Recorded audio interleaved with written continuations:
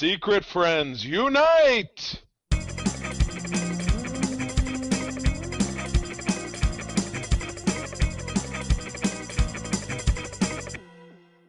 Welcome to the Secret Friends Unite podcast, episode 367. This is your guide to the geek side, and I am one of your hosts, Todd Oxtra, from very melty Minnesota, joined by Charlie Carden, who will tell you all about the Michigan weather.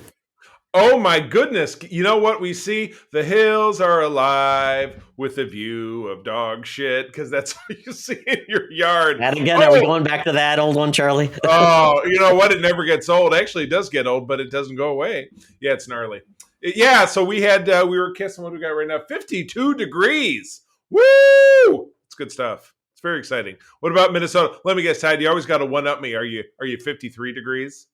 No, we're in the 40s, but that's perfectly fine. Moving on from the weather, because nobody cares about that, and the weather's already gone by the time people are coming onto the show. So we've got a fun episode for you, just the dynamic duo this week. We're going to talk about the amazing world of digital and sometimes having its limits in the Thunderdome. But before we get there, Charlie, you picked this cover, Amazing Spider-Man 367, which looks like the biggest mishmash of crap that I've ever seen.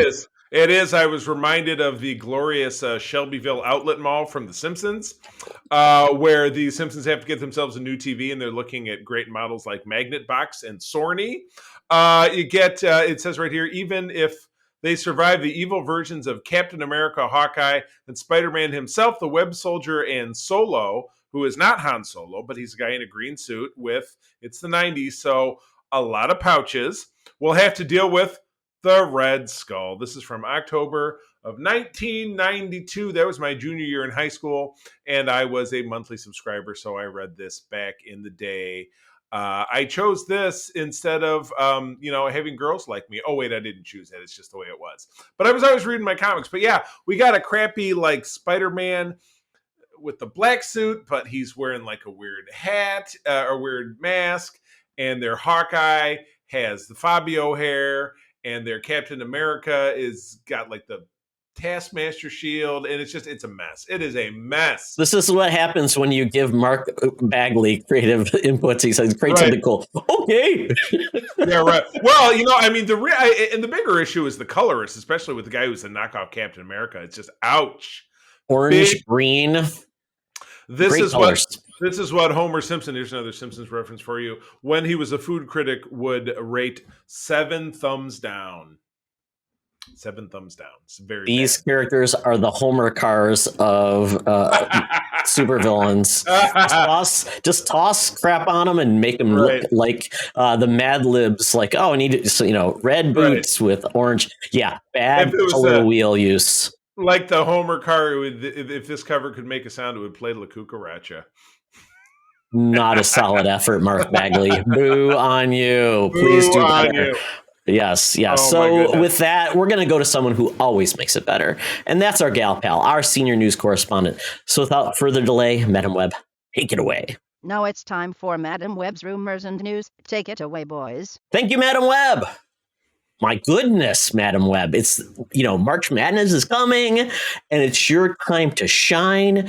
Oh, you've got your mascot costume already. The Granny Annies of Augie State University are going to be playing. You've got your big hat, your big bag. You've got your cartoonish dress. It's going to be fantastic, and I can't wait to see you break a hip when you do your first triple jump. The triple double, the woozle wuzzle. Well, Todd, I'll let you take this first one, because while it is newsworthy, this is not a show that I have kept up with. So take it away. Yes, Umbrella Academy Season 3. All those people complaining about Netflix cancel shows. Well, this one's got its 3rd season, and people are very excited for this. I have stalled on season 2, so I need to pick that back up. It's just one of those shows came out and Netflix put every episode there, so I'm I'm already behind, and I got distracted easily, so I'll go back to this because the first season was great, really slow. The second season picks up. They're in the past. Wacky hijinks ensue. This is all about a family, essentially, of superpowered kids raised by a taskmaster who they're not really related, but they kind of were raised like a family. And found family, grumpy found family, as I recall. Absolutely. Yeah. At odds. They have to be brought together in the first season. That ends once again, and they're broken apart again in the second season. This trailer, though, I mean, this is based on a Dark Horse comic by the lead singer of My Chemical Romance, Gerard Jones, I believe is his last name. But yeah, really cool book. Really fun, kind of goofy the way they've taken it and just added music into this series versus the book really didn't have any music itself. This one, though, our heroes are thrust into present time, it looks like, and they're met with a new team called the Sparrows. So that's they're continuing to adapt the existing stories, but they're going to run out eventually because there aren't that many books in the Umbrella Academy. So this is going to be cool. I can't wait to catch up and see where they're going to go. This comes out. Looking for a date. It comes out. Oh, I got it. It comes out in the alternate 2019. Oh, wait, I didn't read down far enough. June 22. Yes. So I have time to catch up, and I will hopefully when I'm back and when I'm hopefully in a new house. So we'll see how that goes first. What happens first? This comes out or in my new house? I hope. You know what? Don't make predictions like that, because my mom was making predictions about this place selling, and eventually she ended up selling it to us because she couldn't sell it to anybody else. So you never can't tell. Weird. It's so weird in this market. You can't sell a house. Well, that was 4 years ago. So yeah, a little different. But the thing in June that has really got me as excited, and it was so funny. This dropped over the weekend. I was up north at my in-laws, bad internet, didn't watch this trailer, and then I really should have watched it today, but it was a Monday at work, just blah blah blah stuff going on. But we got a red band trailer for season 3 of The Boys. My God, do I love this show! And this was absolutely one of those late to the party. April and I discovered this. Maybe the end of 2020, because I remember it was funny. I remember watching it. We were at my mom's house in Maryland, and that was actually where I recorded the first episode of Code 47 with my old partner Alex. Was there. And we were like, we're slamming through it because new episodes were on or whatever. But yeah, crazy show. We've talked about it a bunch of times. Has to do with, what if the Justice League were just a bunch of dicks? What if they were really the bad guys and they had a big, Amazon, I guess that's a little ironic. It had a big, like Microsoft-like corporation to sweep all their filthy murders and dirty rape and different crap under the rug. You know what I mean? And so what happens when eventually they get a group of ne'er-do-wells who come along to foil the ne'er-do-weller-ish? So you get a cast of crazies led by Carl Urban as Billy Butcher. You get the superb Jack Quaid as... So doesn't he have some ding? What is it? What Huey. Is it? Huey, yeah, exactly. Which doesn't match up to his comic counterpart at all.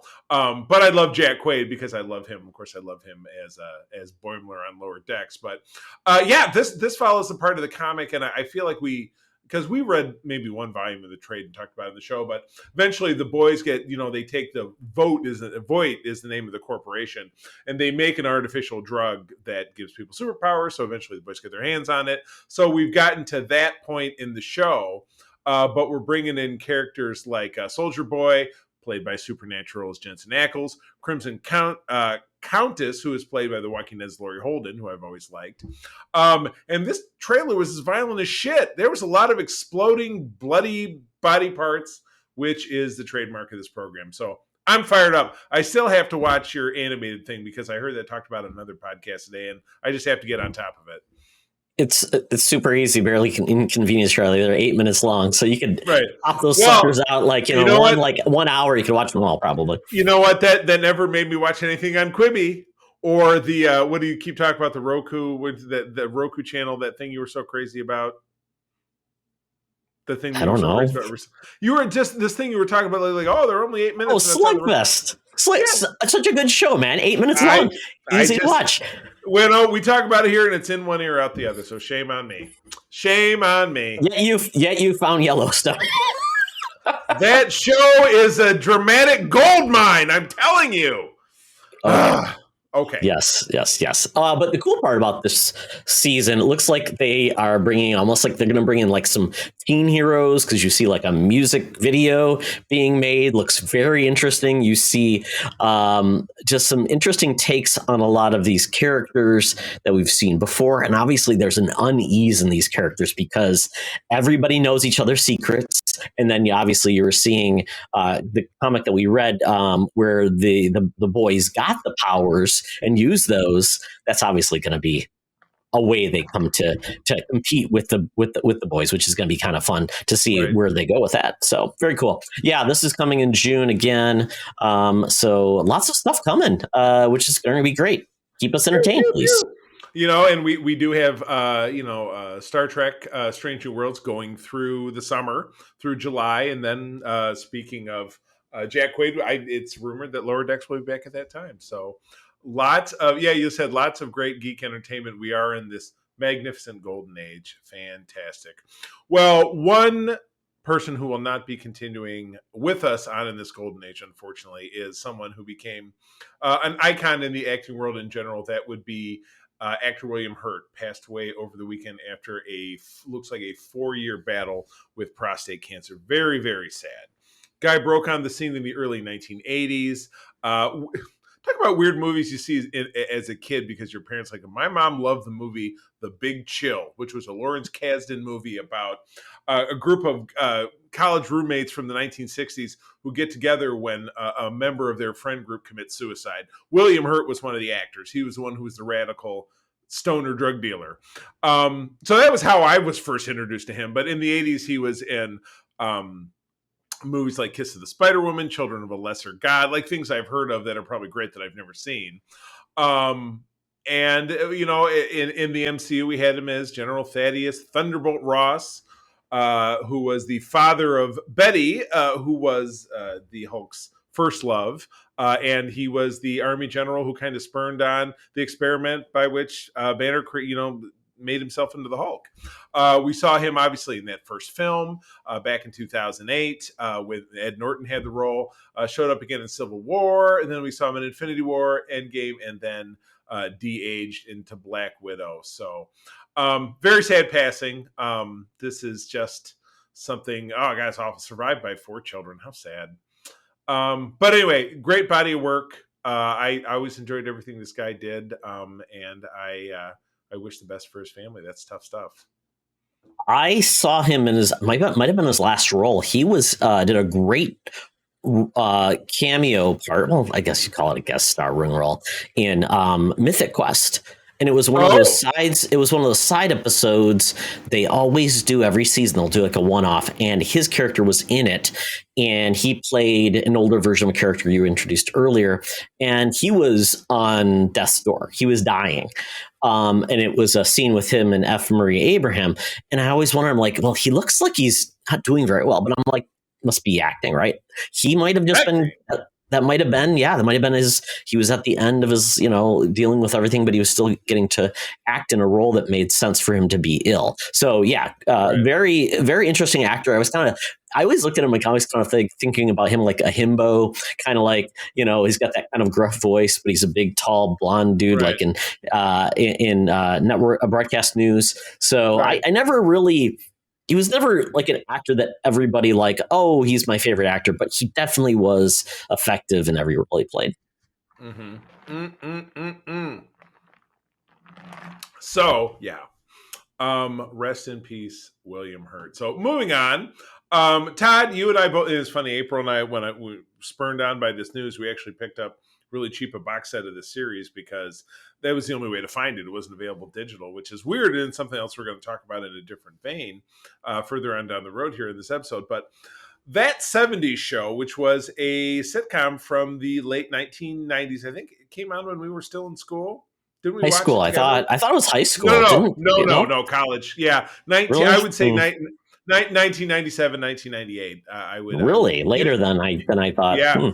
Well, I'm good with dates. That's my superpower. Is getting a revival now. It had a unconnected spinoff in the time in between called That '80s show, which had TV show Poison, Kyler Lee on it. She was one of the stars. She's one of those like Ted C. McGinley, who came on. Anytime he comes on a show, he kills it. So like he came on like Happy Days and he killed it. You know what I'm talking about? Oh yeah. Yeah, but yet somehow Kyler Lee managed to be on somehow she was on Grey's Anatomy and that show's still on the air. But at any rate, getting back to it, it looks like, so we're getting an actual reboot / continuation. So that 70s show followed the growing up misadventures of Eric Foreman, who was Topher Grace. You also had Danny Masterson. You had Ashton Kutcher, Mila Kunis, Laura Prepon. So you had a whole generation of actors that spawned out of this. Well, guess what? Eric and Donna end up together. They have a daughter who is growing up in the 90s, just kind of like the same way that we did. It's the mid-90s, and her name is Leia, because Eric was famously a fan of Star Wars from the beginning. It was figured quite prominently into the show. Leia is visiting her grandparents for the summer, living under the strict rules of Red and Kitty. God, they've got to be old as hell. God, how old is what's his ass now? Oh my God, why can't I remember his name? Who is Red Foreman? It's an actor who's in everything. It says right in here, doesn't it? But anyway, Kurtwood Smith. Which is, I can remember dates but not names. But living under their strict rules, and then hanging out in the basement that is apparently shown by this set photo, the exact same basement. So I'm looking forward to this. This is a Netflix production, I'm guessing.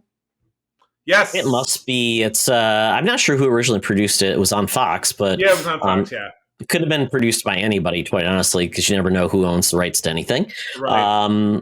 And they haven't talked about anyone else who will be in this of note.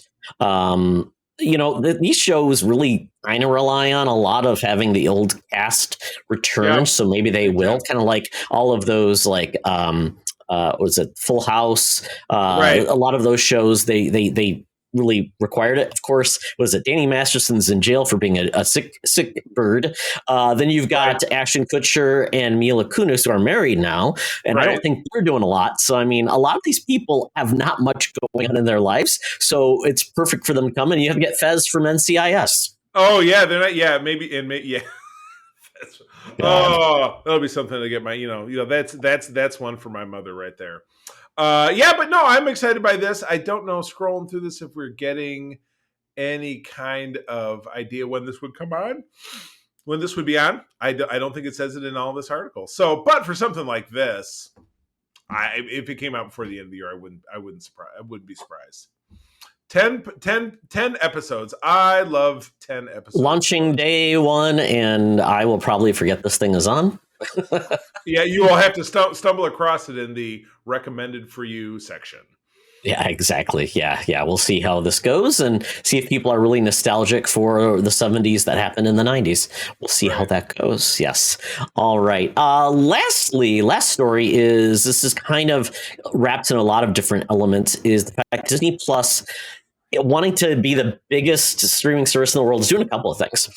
First thing, they are going to be adding an ad level to the platform, kind of like Hulu has Hulu with ads, and then Hulu without ads, and then you same thing with Peacock. A lot of these services have it. Even HBO Max added an ad supported service, which actually they prefer because they actually make more money with the ad version than they do without. So they prefer you to get that. Yeah. Duh. Oh yeah. Yeah. Yes, exactly. Yeah, so, get them in. So that's coming, and obviously that would be a cheaper cost, but it costs you your time, and so you value your time as you will. Not sure when that's actually coming. Another thing they're doing is expanding their basically level of content. Right now, they're very much a family-focused brand that is limited to more adult content because they want it to be age-gated and things like that. Well, now they're going to open it up by putting basically they're going to have a content protection with like a login or something that you have to go through to then access more mature content, which would include the Marvel Netflix shows, which are coming on March 16th. So they're going to add in a lot more content. So we'll see things that potentially were made for Hulu or on Hulu that were age gated will now potentially be coming to this because overseas Hulu doesn't exist. And Hulu's losing a lot of content because NBC is jumping out. So all the stuff like NBC shows will not be there any longer. So essentially it's just going to be Disney produced shows and Hulu shows, which essentially could all go to Disney Plus if they're going to get it anyway. Yeah. So, and they could increase the cost of that or do something else. So that's all happening. So this is going to be really interesting because I think a lot of people liked it for its simplicity and they didn't have to worry about adult things. Now old Johnny might figure out their passcode and get into it. And guess who they'll blame? Disney. Right. Oh, what is Disney going to do? Can they take that hit? No idea. Yeah. Disney's Bob Disney's getting a lot of flack right now for some of his wishy-washy stances. He's raising prices at the park. They got rid of a lot of great like fast pass options. So there's a lot there that Disney needs a win as they try to get people back to the parks, get more revenue flowing. It'll be interesting to see where Disney Plus goes with their in-theater content because their next big movie is Doctor Strange. We saw, Turning Red, which is a Pixar film, went direct to Disney Plus. Missed the theaters. I've been meaning to, and that is somebody's already said that's out, and I just went right over my head because again, I turn on Disney Plus. When Todd, I've fallen into your trap. I turn it on when I have a new show to watch, and I've not had and I was watching The Simpsons, but then I get off of that because I got 2 Star Trek shows on right now, and other things I'm watching just aren't on Disney Plus. So, I mean, they're doing what they have to do, folks. It's a business. They've got to find the ad tier. I know, like, growing up, my dad was like, he would tape things and skip through the commercials. Like, I won't watch like, he wouldn't even, like, he'd skip through and you'd miss the part that came back because he wouldn't rewind because he wouldn't even watch like 10 seconds of commercial. Some people just can't take it. I know our friend John is like, I will do anything not to watch a commercial. It doesn't bother me at all. I grew up in the commercial world. Again, I mentioned before, my mother worked for a local TV station selling advertisement when I was growing up. I worked at a radio station selling advertising myself as an adult. I get commercials. Commercials is what makes it possible. So it doesn't bother me, and it doesn't bother me. When are you going to touch? When are you going to watch? When are you going to look at your phone anyways? Right? People do it. So why not watch it? Commercials coming up, you'll watch it. And you know what? Quite honestly, I'm not sure how the Peacock commercials are, Charlie, but some do a really good job where it's like 30 seconds or 60 seconds. Like there were. Because I have that access through you and your lovely mother. We were watching, I'm introducing April to watching Parks and Recreation as we're starting to wind down 30 Rock because we're almost done with it. And it was, so we watched the first episode yesterday. There were 4 commercial breaks of 1 commercial each. So that's 2 minutes. Blink and you miss it. It's like, okay, I'm back to playing Angry Birds. I don't care. Why should I care? It's not like I'm sitting in a movie theater and I'm like, all I can do is close my eyes. It's just, it's complaining about this stuff is much to do about nothing. Obviously, they want you to have the ad tier because it's the money plus obviously the ad revenue. So it's no way to look at it why they don't want to do it that way. Adding more content to Disney Plus gets more eyes on that. They don't have to care about Hulu so much because it's a diversification. They own a portion of it, not the whole thing. So it ain't show friends, it's show business. There. Yeah. Boom. But I think if you're going to have ads, please make them effective. Make them not seeing the same ad 85 times. That's a pet peeve of mine. They've got to get better at that. Well, that is the one app that we have that we watch that's anything local is the local news on our local Fox station. And that's exactly what they have. I can see the same commercial for Ozempic. Ozempic. 5 times in a row. 5 times in a row in the same break. And I'm like, I can look at my phone, but I have to mute it, and then I have to hopefully look up when the news comes back on. It's just, be like you said, be purposeful about it. If you're going to have it be something that I want to look and not mute or turn it off. Now you're never going to buy Ozempic because you're spiteful of it. In my brain, I can't. It's not. I mean, I know the song, but I would have to Google it to even know right now what it does. It's like Cars for Kids. It's that stupid song. Oh my God. It makes you want to hate those kids. I'm not going to donate to kids because I hate that song. Yeah, right. You've done it's the opposite sketches. Look what you've done. Oh Exactly. my God! Well, that's the end of the news. So let's get that phone out, get the Uber app open. We're going down to Skunktown. That's right. It's time to head down to the Geek Easy. So let's do it. Talk nerdy to me. Talk nerdy to me. We're sitting in the Geek Easy, cover band's playing, and we are ready to get our nerd on.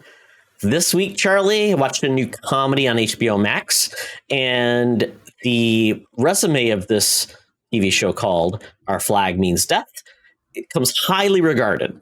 This is a lot of folks who did Flight of the Conchords, Reese Davies. I'm messing up his name. It's Reese. Reese Darby. Yeah, there you go. Plays the lead, and he is essentially playing a wealthy landowner. His name is Steve Bonnet. He has a midlife crisis in 1717. He gives up his cushy life to become a pirate. And let's just tell you this way, he is not very good at it. He has a motley crew of men. One of them includes Hodor. There's a cast that's filled with Flight of the Conchord folks. It's a lot of very funny just British folks who show up, and it's a pirate comedy. It's pretty good. There is, I believe, 4 episodes out now. I watched the first one, and it's essentially, you see where it's going, but it's going to probably branch off and do far different things. He's kind of a fop. He's fancy. He pays them fees. He tries to be a kinder, gentler pirate. He reads them stories at night. But these guys are pretty bad. They're pretty bad news, violent. So I enjoyed it. I mean, you get to see a little bit of his past. There's a reason why he's at a midlife crisis. You see where he's coming from. I think there's something there. But once again, comedies. The first episode is slow. It kind of gives you the premise, not a lot of jokes per minute. So I think that's going to build up with just this is setting up in the premise, and the comedy will come because you know these characters, you see their quirks, they build on them, and they branch off. So Leslie Jones is going to be in this too, which is going to be kind of funny with her, her sassy, being a sassy pirate. I think it's going to be pretty good. But yeah, it's on HBO Max, so check it out. And if you like a lot of the crew, and Taika Waititi directed the first episode, so you know what you're in for, folks. Yes. Which info? Info for the 4, yes. Then, Charlie, this is a weird one because not necessarily my cup of tea, but I ended up deciding I was going to check out Reacher just to see what it's about, see if this is just a dumb, 80s throwback. And I started watching, I'm like, okay, let's see the hitch here with Reacher. And I said, because my wife likes procedurals. She likes the murder of the week. What's going on? Well, this is essentially a murder of 6 episodes. One crime, 6 episodes. They build on it hour long.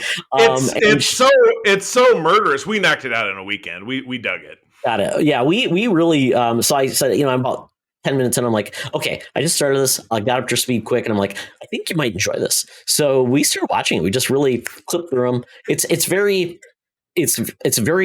well paced, which I think helps a show like this because you don't sit still too long. You don't dwell on, too much of side parts. It's pretty much set on the 3 main characters, as we would say, and kind of moves forward. And it is a murder mystery. And at times it is kind of goofy and weird, and some of the things that happen, and a lot of just Jack Reacher, he's known for being big. That's kind of keep going into that. It's kind of a one thing he's known for is being big, and he ends up being the smartest man in the world. He's a Marine or an Army Sherlock Holmes. He knows everything. Right. I mean, he can tell you every detail, what you ate for dinner, because he can see something come out of your teeth, the way you smell, all of these things. We don't know how he makes any money because he doesn't have any credit cards. He brings cash. If his clothes get dirty, he throws them away and buys clothes from a thrift store. It's a very interesting show. It's definitely not genre, except unless you like that throwback A-Team, Rockford Files feel. It's definitely that with more F-bombs and nudity. So, Oh, sure. Rockford Files. That was a favorite of your late father. I remember. Absolutely. I remember that story. Absolutely. Isn't that when he cut his thumb off, or am I thinking of my father-in-law? Probably not. You like sliced a little bit off the tip. Oh, Yeah, just a little bit, just like a it's a deli little bit slicer. off the tip. Not a Exactly. big deal. Not a big deal. Good deal. Oh my goodness. Yeah, we enjoyed that one, and look forward to that coming back. Yeah, I just it's funny. I think I mentioned this when I talked about when we watched it. Is that when the films came out like 7 or 8 years ago? My own mother said, "Really, Tom Cruise? They're going to attach Tom Cruise to something they want to launch as an ongoing franchise? He's old." And I'm like, damn, he hit the nail on the head with that one. It wasn't the old though; it was the size. He was just a little fella. And it's funny, the first scene in Reacher mirrored one of the scenes from the second Reacher film. Was like where he's sitting and he's like, I'm going to have this piece of pie. But then it was like, hey, I'm going to tell you what's going to happen. I'm going to beat you to death with this payphone. And it's just, oh God. I think I did a social media post not long after we watched it that this Reacher on Prime benefits from 100% less Tom Cruise, because that's what killed it for me. Oh my goodness! Well, I'm glad you're. How much of it did you watch? Did you see the whole thing? I think we're on like 5. We have like 3 more to watch. Yeah, because we just got distracted and like, okay, well, we'll have to finish this up because we're both enjoying it. That you know what, you found something you can watch together. April and I watch the vast majority of things together, which is nice. So that's something we enjoy. Something that we did enjoy, not only was it us, but we were up visiting her folks in northern Michigan. They actually have real internet in northern Michigan now. If you didn't know, I was shocked. No hiccups in connecting to their Wi-Fi on my phone or on my tablet. I was impressed. But this is one that April heard about last week, and she was really dying to watch it. So she kind of snagged the remote away, because I'm like, you usually don't take a remote away from an old person. So she took it away from Dad. She's like, I want to watch this thing on Netflix. And it was the Adam, ADAM, project over there on Netflix, starring Ryan Reynolds, like a big A-list actor. It was much like Will Smith in the early days. It was a lot of Ryan Reynolds doing Ryan Reynolds. But he is an Air Force test pilot, or a test pilot of some variety, in the year 2050, who he's working for what turns out to be a very evil corporation that has somehow figured out time travel. So he has to go back into the past to right some wrongs. And the primary way he's doing this is he teams up with his 12-year-old self. Todd, I will say no more because I really want you to watch it. You've not watched it yet, yeah? No, but I've heard positives about it. It feels like a throwback, like 80s film. It was wonderful. Well, it was not exactly. I mean, his 12-year-old self he meets in present day. And then he goes further in the past and meets his own father, who's played by Mark Ruffalo. His mother is played in the past by Jennifer Garner. The villain piece of the film is played by Catherine Keener. So there's like serious names in this deal. It's kind of crazy. It's kind of crazy to see it on Netflix. Well, didn't you see that on Netflix? It was like the biggest movie they ever did. It was The Rock, Ryan Reynolds, and Gal Gadot. That Red Nose. Yeah, which we watched that one too. Yeah, Netflix is tossing just as much bucks at movies as Hollywood is these days. Yeah. Well, and they have a better distribution model because you can watch it in your living room. You know what I mean? So you're getting more people to sign up just for that. So this one was fun. I would highly recommend it. You know, it does, for the father-son stuff, it hits you in the feels, which that's always a piece for me. So I think that, I would highly recommend that. But Todd, you actually have watched 2 episodes of something, because you watched the next episode of Star Trek Picard, episode 2 of season 2, was not exactly happy slappy. We got we've had the mirror universe in Star Trek, which is somewhat cartoonish, Spock with a beard or whatever it is. Then we now have, basically in the second episode, we have Q showing. Q showed up at the end of episode 1, but in episode 2, we're seeing that he's a little unhinged. He even shows Picard the back of his hand. He gives him a bitch slap, pimp slap. I didn't see which one it was. Depends on how far the hand goes back, I've heard.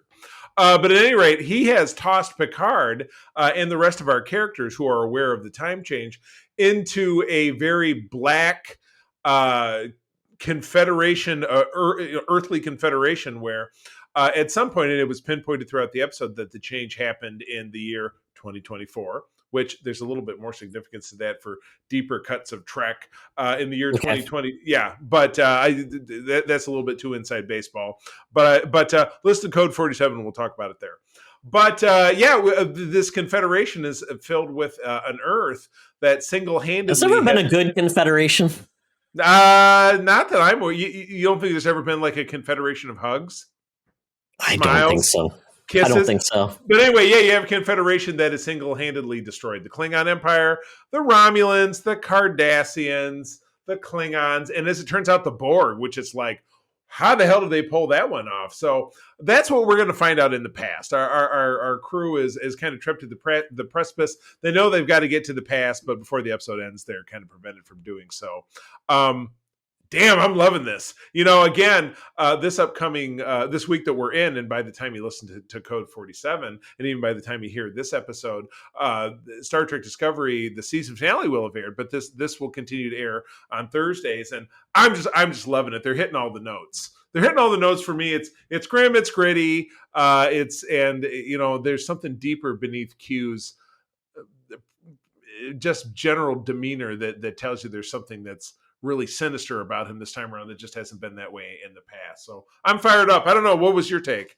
Yeah, I thought it was kind of cool to see that. I know in the comics they've done some the mirror verse with Picard and the TNG crew where Picard has like a beard or something like that. So it's kind of neat to see like this Picard being very much like a bloodthirsty humans first. Then that was kind of cool. It was kind of easy for the team to get back together. I mean, just kind of like, I'll just call them up and hey, we'll just get together again. Very easy to do. But it was kind of cool to see then that because of being able to do more, because of language and just grit, you could see Q kind of like, don't piss me off, smack, to Picard. Yeah. And it's like, you only take so many lippy humans, for so long because you like to blow them up. So, I mean, I enjoyed that. So it's kind of cool to see because I wasn't 100% sure, where they were going to go with this. And I know we're going to go back in time because, got to do that. So hopefully it's not lame because what do we love when you take people out of the cool science fiction element and we put them into, hey, that's a In-N-Out burger. Great. Let's go grab that.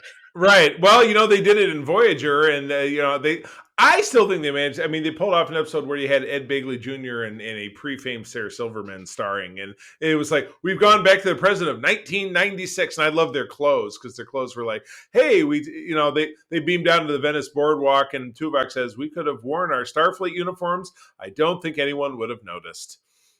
Because it's California. Humans are weird. Yes. It's California. There you go. That's exactly where we're headed here. They're going back to 2024 Los Angeles, and so it will be a lot of contemporary stuff. Picard trying to learn how to use Twitter or Grindr. I don't know. So we'll see what happens. Charlie, I know it's going to happen. He's going to meet like the woman of his dreams in 2024. And he's like, I can't live without you, but I have to because I can't change. And he'll be sad Picard again. Sad card? Yes, sad card. He'll play the sad card? The sad card? The sad flute. My goodness. Well, speaking of something related to Picard that didn't have Picard in it, I listened to, and I don't know that this is a first, but it's certainly a first that I've listened to, but this actually just dropped. It is a 90-minute audio drama based on Star Trek Picard, taking place between seasons 1 and 2, voiced by Jerry Ryan and Michelle Hurd as Seven and Rafi, and a little adventure they have together as a couple. Fighting a Romulan warlord in the former neutral zone, which we saw featured quite heavily in season 1 of Picard with the Fenris Rangers and the Romulan frontier and everything kind of post apocalypse. So I really dug it. I thought it was kind of a fun story. They introduced some kind of different quirky fringe characters, and there was another one that was kind of like a robot droid or whatever. But it had the it was an hour and 39 minutes. It had kind of the unfortunate Star Trek trope of resolving everything in the last 5 minutes. When it's like, we have our big showdown with the bad guy, and then he's dead in like 10 seconds. So it's like, okay. Well, there was a whole lot of setup for nothing. So kind of bummed me out, but it was also kind of fun to hear this. And, with they had some kind of contemporary music in there and having real voice actors and have it not being so-and-so said such and such. And then with a wry smile, then he was just like, It was an audio drama like you would hear on, like you heard the Empire Strikes Back on the BBC back in 1980. You know what I mean? It was super cool. So this is awesome. It's also nice to get something on Audible that's not 15 hours long. That's why I have like 22 books on my backlog on audiobooks, because even though I'm in the car a lot, I enjoy a lot of different podcasts. I just find it so hard to get back around these audiobooks because they're so damn long. So I really did value that this was bite-sized. Hated the stupid trope of the, let's kill the bad guy in the last 30 seconds, but I thought it was cool, and I hope they do more of them. So it's pretty awesome. That is, again, called No Man's Land and is available for purchase on Audible if you are interested. Doctor Who does a bunch of those. Like they do, like they bring back like past actors and past doctors to do more standalone episodes. I think that might have been original scripts that never got made, which is kind of cool, and also just keep the characters around. So I like that idea. To your point, having not just one narrator is good, because then you get the person like, I'm going to try to do a female voice, then I'm going to try to do this type of voice. I'll do this type of voice. It just gets to be a little bit lame. There's nothing worse, and it's funny because I was scrolling through. I got my monthly Audible credit today. I'm like, oh, what have I got on my wish list that I should pick up?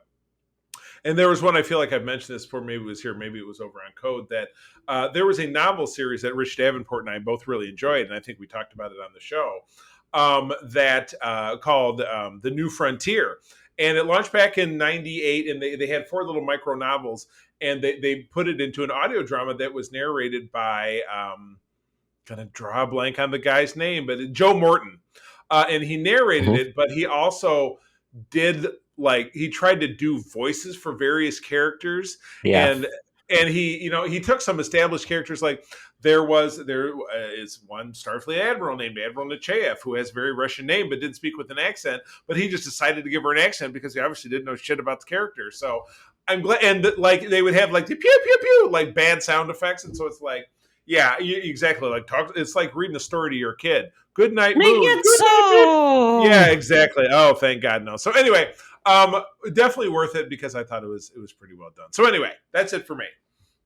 Very, very cool. Well, that is it for the Geek Easy. We're going to pay our tab, get on over, and we're going to travel to the faraway land where the mutants are ready to be entertained by Mr. Charlie and me. So let's go. To another edition of Thunderdome! Thank you, Tina. We're sitting in the Thunderdome where the mutants have been gathered for a topic or a game to be entertained. This week, our topic is going to be all about the positive and negatives of digital and physical.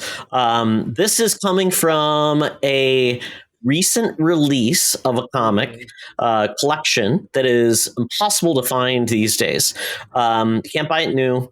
It's not digital, and the individual copies are going for a ridiculous amount of money, like $60 per issue, something like that. And it's going to get even more ridiculously spare. And that is JLA Avengers. That was a book, great creative run, finally came out, and George Perez is really on his last legs. I mean, the poor guy is in hospice, and this is really, they wanted to get this out before he passed, and they're doing a collector's edition by the Hero Initiative, I believe, is doing it. 7,000 copies at $30 a pop.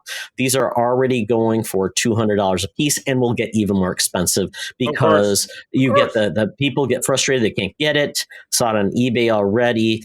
And I mean, it's good news that this is actually happening, but 7,000 copies is not significant. It is not enough. It's just creating more passion and fervor to remind people, I better hoard things or jack the price so people can't get them. So I was telling you, Charlie, I'm like, I don't remember if I even read the book for some reason. Because I'm like, I'll get to it eventually. Never bought it. And I don't own it. I know I did. And back maybe 15 years ago, it was a dog-eared trade paperback copy was at the local library. So I believe I read it then, because that was, I mean, it came out in 04. So it was relatively new at that point. This would have been, 06, 07, 08, kind of probably when I first moved back here to Grand Rapids and was, getting stuff out of the library. That's when I was kind of getting back into comics.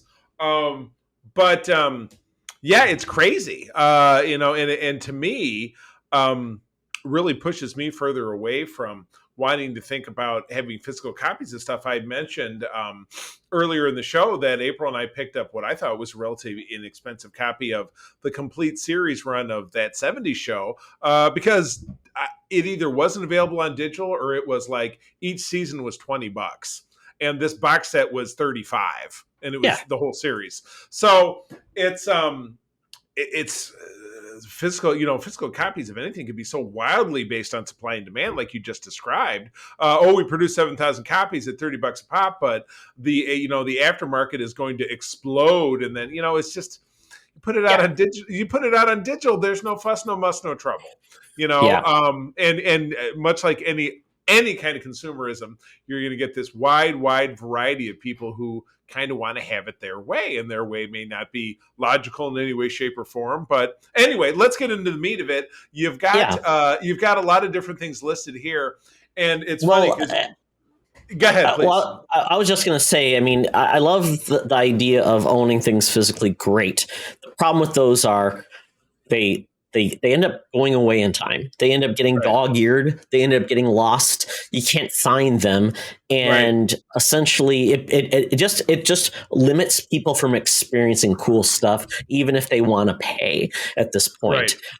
So it gets me thinking, and to your point, Charlie, I listed a bunch of different things. Everybody always thinks now, everything's available digitally. Right. And when you go down this isn't just a problem with comic books. It's a problem with a lot of other media. And, we can go through just a couple of the things that we've listed here ourselves that saw, like we look for to just even see if we could find them digitally. And a lot of these are like, trademarked or licensed properties. It's all licensees. Yeah. The best example of which is I managed to, within the last 5 years, get a complete run of these. And again, I don't read print comics because I'm like, well, I got to get my glasses out and blah, so it's just that part of it is that much more obnoxious. But the entire, and it had a real long ass name, The Further Adventures of Indiana Jones, Marvel comic series produced between 1982 in 1985, had about 34 issues. And this was a benchmark of my childhood. My mom got this from the comic book store before we got a subscription. And I remember my dad, when he branched out our family business into a strip mall in Troy, Michigan, there was a comic book shop next door. Oh, I know that's where I found a couple of the back issues when I was a kid. But that is with various licensing deals. Those issues were reprinted in 2008 into a trade when the Crystal Skull came out. That went out of print. Now there's nowhere to find them at all. And they don't exist digitally. The same is true of the Transformers, Todd, and that's a little bit more your bailiwick. Now, I know that IDW picked those up, or they have the license. Did they, like, for example, same thing happened with G.I. Joe, because there was a Marvel G.I. Joe run. Marvel does not reprint that, doesn't sustain that digitally, but IDW bought it, and they reproduced Larry Hama's 1982 through 1994 run, the 155 issues under the banner of Classic G.I. Joe. Those are all readily available, but the Transformers, you can't, it's not the same thing? You can't get the Marvel run. You can get IDW elsewhere. And I think that's going to be a challenge with a lot of those old comics like Ren and Stimpy when they did their Star Comics run, or no, they just did a Marvel run. You get that, and it gets to be a challenge, and it's almost like, and I know that's the problem with video games and other things too. Licensed music is the bane of like television shows. Right. Like, don't have licensed music in your show because that's going to keep it from being put out in syndication or resold. I think that's why there is, to this date, and it's only it's on disc and digital. There's one season of 7 or 8 seasons of WKRP in Cincinnati that is even available at all, because again, it came out in the 70s and it was about radio, so they had songs on there. Well, again, it's a licensing nightmare, and you're right, that's plagued a lot of shows that they've gone away and never come back because they can't be afforded after the fact. So save yourself the quagmire. But like I said, the G.I. Joe, the Larry Hama G.I. Joe survived because IDW chose to reproduce those, and because they're still available, you would imagine somebody's still buying them or whatever it is. But yeah, that's surprising about the Transformers because they had such a renaissance in the early 2000s, and those movies do limp along. Those movies do still come out. The GI Joe ones kind of limp along, but they're still available. So, but the Indiana Jones ones, I get the feeling with the new film coming out, and we know that new merch is going to come out in the form of figures, that maybe these will come back around, and then I'll be able to. Well, they own the license now too, which is a little easier to pull off. Yeah, with the Transformers, they Hasbro, all those different things. They don't have a relationship with Marvel at this point. It becomes a kind of a hot mess. And I mean, you even tag some things like, the other DC crossovers, All Access, that DC Access character who is the one that linked the two universes. Then we've got Amalgam. I own a bunch of those comics, which are fun. Me too. Yeah, I think I have Super Soldier. I have Spider Boy. I have a few of those, but the big one was Dark Claw. It was the Batman Wolverine crossover. Yeah, and those were great. But those came out, I think, because I think there have been two iterations of. There were a couple iterations of DC Marvel crossover because there was the one book, and then it was to continue that they kind of globbed together. So the chances of that ever coming back, I mean, what could ever bring that back? You know what I mean? That's just you've got two bitter rivals that it was great that they could find a way to put away whatever animosity they had, in the name of George Perez, which I think is great. But, there was no singular talent associated with the Amalgam comics that's ever going to have anybody give two shits about bringing it back around again. I would. No, I mean, the only thing I could think about is they said, you know what, we're going to do some wacky things. Everybody loves the multiverse. Well, this is the most multi of all verses. Bringing it back, having some fun. But I just don't know. Corporate culture now is so crazy. And we'll see what happens. We've even seen like Warner Brothers is merging with Discovery. That's happening. And Marvel now is, part of Disney. So all these things are just very weird. A comic, I was curious if it actually exists digitally, and that's Superman versus Muhammad Ali. It does exist digitally. It does exist digitally. That's a big treasure. Where can I get that? I can get that on Comixology? Kindle and Comixology. Yeah, so it's there. It's $12 essentially. Yeah. I'm gonna go buy that right now. It's $11.69 after discount, so you do get a discount if you're a member. It's about $1.30 discount. I'm not sure if my membership expired, but I'll live with that. Yeah, I canceled it because I was just like, I don't want to deal with it anymore. Oh my god, yeah! If you want to buy a hard copy of it, from the $50. Edition, no, $299. Well, it says right now on Amazon there's a $50 hardcover for $50. Oh, well, also has the crossover classics, but I'm not. Yeah, I will have to continue the search later because I'm not. Okay. Oh, wait a second, Kindle store. There we go. So so comics are one of those things where it's going to be a challenge, and I always say this: buy when something is available. If someone's not going to make something available for you to buy, if you can find it, don't tell me. I don't need to know it. But I hate the fact that these things are not able to be enjoyed. It's just a different age, and I don't know there's many arguments for a lot of these things for them not to exist, especially with Marvel and DC. They could both put them on their storefronts, and they could equally make a profit off of it. And I don't think there's any rights issues. Obviously, they're reprinting this one physically, and they could probably get a pass from George Perez and the creators. And I've heard Brad Metzler, he's a famous writer who's done a lot of stuff with Marvel, and he's written some really cool books. He wants to do another version of JLA Adventures. So maybe there's hope that they could come back to the well, get this one reprinted, and get it on digital permanently, because that would be awesome. You mentioned, Charlie, going to other formats of media. A show that I have, it's one of my guilty pleasures, and I never finished it, but I watched a lot of the episodes, and that's with Mr. Ryan Reynolds, is Two Guys, a Girl, in a Pizza Place. Oh my God. So really that one has been banished? It's only available on DVD, and you can buy the set for all the seasons for like $30. It's not available anywhere. It was like in syndication for a while, but it was on ABC, so I'm not sure if they don't own the rights. So I pleaded to Ryan on Twitter. I said, hey, can you get this Disney to bring it back or something now that you're part of the family? But there's a lot of TV shows that are there's a blank spot, and I think unfortunately we're going to see less and less of those DVDs get reprinted or brought back again, just because, as we know, they're less popular. And so they're not gonna have a facility or a factory to make these at a cheaper price, because Right. you make less, it's going to cost more. So if you really, I mean, that's sadly the message. And I know John buys a lot of the sets physically, or you could try to buy them digitally if they include a code, or digitally in a store. I mean, that's how you get them. I'm like, Game of Thrones, if you want to get them, they're pretty cheap. I just bought the Harry Potter movies on Blu-ray for like $30 for all of them. Pretty cheap. That's crazy. Yeah, just looking at this list of these movies you were talking about, there's some serious deep cut stuff here. Prince's Honor, Wild at Heart, even the Super Mario Brothers from 1993, and of course Dogma. Kevin Smith, who is he's a pioneer of our geek life.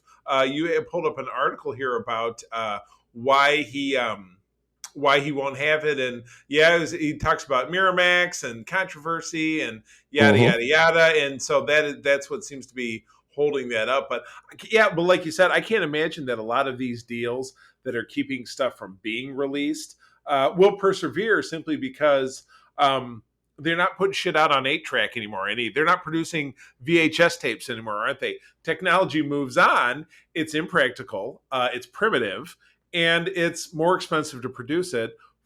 I mean, I haven't owned a VCR in 15 years. I don't know anything about it. I couldn't imagine buying a tape. They're not sold commercially. It's and it's very niche. So there's people out there who are paying. Oh, I paid $800 for a mint VHS copy of Halloween 2. I overheard this conversation at a Comic-Con a few months ago. That's a real thing that people really do care about. But for John Q. Movie Watcher, they just want to watch it on Shudder or Netflix or Hulu or whatever. You know what I mean? That's all. That's all that the average consumer with the average dollar, which all these people really want, really care about. So when licenses make it possible for this kind of stuff to just kind of go away, everything is going to be digital, and discs will simply not. And I've mentioned it before. Go to a Target or a Best Buy and tell me what that physical media section looks like, as opposed to the way it did 5 years ago. 5 years ago, or 5 years before that, or 20 years ago, when there were still tapes there, and it just shrinks because nobody is. I haven't purchased a CD in 10 years since I moved all my stuff over to digital. And even after moving all of my music over to digital, that now sits on a hard drive which hangs in a bag by my back door, because I subscribe to Amazon Prime Unlimited, and that's how I listen to music. So it just time marches on. But there are those weird little gems. By the way, Todd, the Superman versus Spider-Man thing, not on digital that I can find, not even looking at. I don't think you would either, because it's one of those cross company. I'm assuming Hulk versus Superman as well, not available. But I thought you were just telling me it was there. No, Muhammad Ali versus Superman.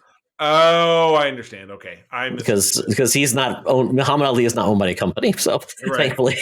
But I mean, there's more and more of these things you'll find that you've got to hope maybe somebody's got it on YouTube, that they recorded off TV. You can watch it that way, like that Meatloaf documentary, or mockumentary, not documentary. Yeah, biopic. No, it was biopic from VH1. That was great. I loved it. There was also one about Ricky Nelson that came out right around the same time. Yeah, just disappeared, and you would think that the Meatloaf one would have surfaced after he died. So that's kind of sucks. I mean, but again, it's obviously all driven by consumer interest.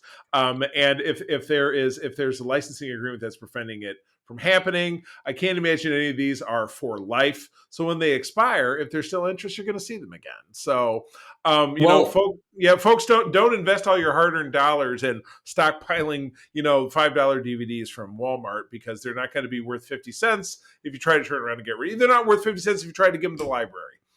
Yeah, preservation's a hard one too, because like Doctor Who, apparently half of episodes ended up in somebody's basement, because back in the day nobody thought they were worth anything. Why would you keep old stuff like that? Movies, often the film degrades if they haven't preserved it. You've got TV series where they were kind of on the mark, because when DVD or VHS and DVD, people buying series became really popular, obviously in the late 80s, early 90s. The stuff before then, you hopefully some of the archives were still there. They could use them. Maybe the Prince suck. They don't look good, especially the video stuff that was done in video Right. versus film. It can look like hot trash. Right, and yeah. if all that stuff is like, oh, it's in the archives and there's a fire and it's gone, it's not backed up anywhere. That's like it is with a lot of these comics. If they've not been scanned and committed to digital memory, you're right. There's a fire, or it's in a truck that goes off a cliff, or something disastrous happens that whatever copy of it that is the only thing that's left is gone. It doesn't exist anymore. It exists only in your memory, which doesn't really count for much because memory is fleeting. So, yeah. So, I was looking at some of these other movies, Charlie, like Silkwood, Cannonball Run, The Mask, Cocoon, Prizzy's Honor, Wild at Heart, like you said. I mean, some of these are just for no reason. Like, Cocoon was a huge film. Mask was almost an Oscar winner. I mean, it's just crazy that, so I guess if you really like something, don't put it off buying it. Because it may just disappear. And I'd be curious to see how many releases come out on physical media these days, like comparative, like a percent of releases like that are digial and how many are actually physical. I mean, if you look at your Target circular every week, there's always something. But I do notice the prices just continue to climb. A new movie used to be $19.99 or $17.99. Now it's $25 or $30 or $40 for the UHD 4K. Does John Q. Public really care about that kind of stuff? That's the question. Or are all of these, especially for kids and stuff, children, you know as well as I do, having a child yourself when they're young, all they want to do is watch the same thing 50 times in a row. So what do you think? And you and I, we have teenage kids now, so people who have young kids now just put Encanto on, rotate on Disney Plus. Crazy. They got nothing to worry about because it's the same old story. It's the same thing with my daughter, my stepdaughter, when she was young, before April and I met, wore out 3 copies of Toy Story because she watched it 50 million times, because that's what kids do, And we were the opposite way because we just didn't have that available to us. So it's like, oh, something's on TV. What's on next? It was always what's next because you didn't have to, just replay it. Nope, you can't, because we're on to the next episode rerun of Alice or the Brady Bunch. Alf or the Brady Bunch or or the Andy Griffith Show. Exactly. So So I guess maybe we should ask the audience, is there anything you want specifically to be able to watch, read, listen to that you just can't find? I mean, I think we all have those things that are like, man, I wish I could watch it. There was a TV show I liked that I watched once back in the day called Murder in Small Town X. It was on Fox. It was a reality show, very cool, like murder mystery. I was in Korea, so I got VHS tapes sent to me to watch it, and now you can't find the thing. Like, it doesn't even exist anymore. So crazy. You shouldn't have gotten rid of those tapes, Todd. It could be gold. But I'm moving now, Charlie, and I'm doing a purge, so there's only like 10 VHS left. Well, it's exactly my point. So it's like, as people move and as time goes on and people get married, divorced, or whatever it is, or you move houses, or somebody, God forbid, has a fire, or whatever it is, things are destroyed. The cloud, the ether is where things will persist. So try to find a VCR these days. Yeah, that's exactly like I said, I don't have one. I'm sure I could find one in a pawn shop somewhere, but then it's an unreliable piece of junk anyhow. So say la vie. And again, even like I go through Roku's fairly regularly because they're kind of cheap, so they tend to break down. I had one in my den, and of course I have fire in the fireplace. If I don't pick that thing up and move it, I actually melted the components of it because it was too close to the fire. Holy shit! Yeah, Heat will kill your electronics. So your TV, Charlie, might not be a good idea to put it over the fireplace. I mean, it's hanging in there, near as I can tell. But anyway, that's my backup TV, not my big expensive TV, not my nice one. So anyway, interesting stuff. But like you said, would love to hear from our listeners. Add us about that. Hit us on Twitter and let us know what's a program or a comic or a book or a movie that you just absolutely love. Like there was a movie that I had never heard of that my old boss when I worked in radio talked to me about, called FM, which was one of these weird little, it was a bunch of weird people. It was funny. The lead guy in it actually ended up being the senator from the first Captain America movie who got Captain America, his gig punching out Adolf Hitler 200 times, like weird stuff. But Cleavon Little was in that movie, which was awesome. Cleavon Little from Blazing Saddles. Yep. So, but again, it was out of print for years, and I had a DVD copy of it for $200. Finally came back into print a couple of years ago, and I was able to pick it up. It's a terrible film, but just the same. Just the same, it felt like a victory. But anyway, add us, let us know something you're looking for. But with that, we draw the curtain on this little installment of our program. Todd, where can people at you on the internets? Well, only at me if you're going to be nice, but at T-Extra, for all things Vikings, pictures of my dog, having fun in the world of nerd, talking to people, having a good time. And if you want to game with me, Spartion 1998 and Sparty on 98 on PlayStation and Xbox.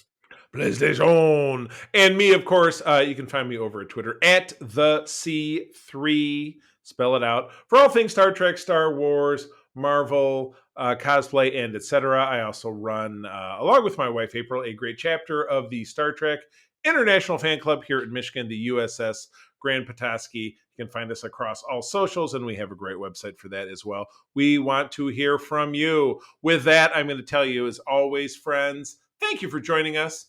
That sharing is caring, and to keep on trucking. Be the hero, not the villain. And a truck. More than meets the eye. Meet my. This podcast is part of the Secret Friends Unite podcasting network. Visit secretfriendsunite.com for more great shows, articles, news, reviews, and more. Secret Friends Unite podcasts are available on Apple, Google, Spotify, and other podcast services around the world. If you'd like to be part of the conversation, you can join us on Facebook or our new Discord server, or follow at Secret Friends U on Twitter.